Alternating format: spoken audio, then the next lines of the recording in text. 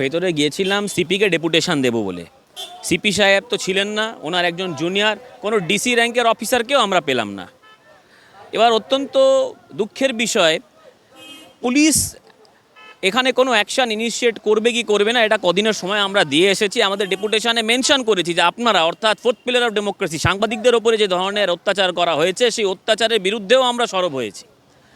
অতএব যা এরা করছে, যদি এরা মনে করে বিধাননগরের মধ্যে বা গোটা রাজ্যের মধ্যে পুলিশ কোনো অ্যাকশান ইনিশিয়েট না করে সাধারণ মানুষের উপর অত্যাচার চালিয়ে, মেধাবী শিক্ষক শিক্ষিকাদের উপর অত্যাচার চালিয়ে যে পার পেয়ে যাবে, সেটা হবে না। ভারতীয় জনতা যুব মোর্চা রাস্তায় ছিল, আছে এবং থাকবে।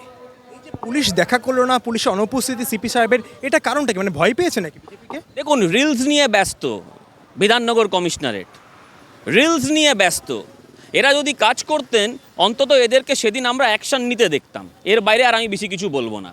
আগামী দিনে কি এরকম আরও কর্মসূচি কি দেখা যাবে বিজেপির তরফ থেকে? দেখা যাবে। আমাদের শ্রদ্ধেয় সভাপতি ডাক্তার ইন্দ্রনীল খান মহাশয় বলেছেন যে যদি অ্যাকশন ইনিশিয়েট না করে, নেসেসারি মেজার্স ইনিশিয়েট না করে, আমরা আবার পথে নামবো এবং তীব্র থেকে তীব্রতম আন্দোলন হবে।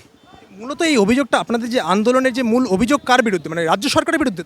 রাজ্য সরকার এবং সাথে সাথে বিশেষ করে এই কমিশনারেটটা পুলিশি অত্যাচার, শিক্ষকদের পেটাচ্ছে, তাদের ওপর মামলা মোকদ্দমা করছে, তাদেরকে হাজিরা দিতে হচ্ছে।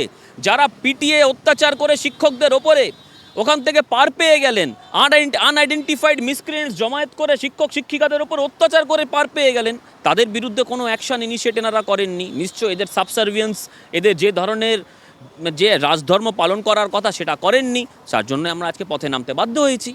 কিন্তু এই অভিযান বিধানসভা সিপির থেকে যদি নবান্নে যদি করতেন, আপনারা কি বেশি ফলপ্রসূ হতো না? দেখুন, নবান্ন অভিযান আমরা বিগত দিনেও করেছি এবং আগামী দিনে অনেক এই ধরনের কর্মসূচি হবে। It will scale up. আপনারই চ্যানেল কিছুক্ষণ আগে আমি ছিলাম, আমাদের রাজ্য সভাপতির বাইট নিয়েছেন এবং উনি যা বার্তা দিয়েছেন সেটাই ভারতীয় জনতা যুব মোর্চার বা অফিসিয়াল বার্তা।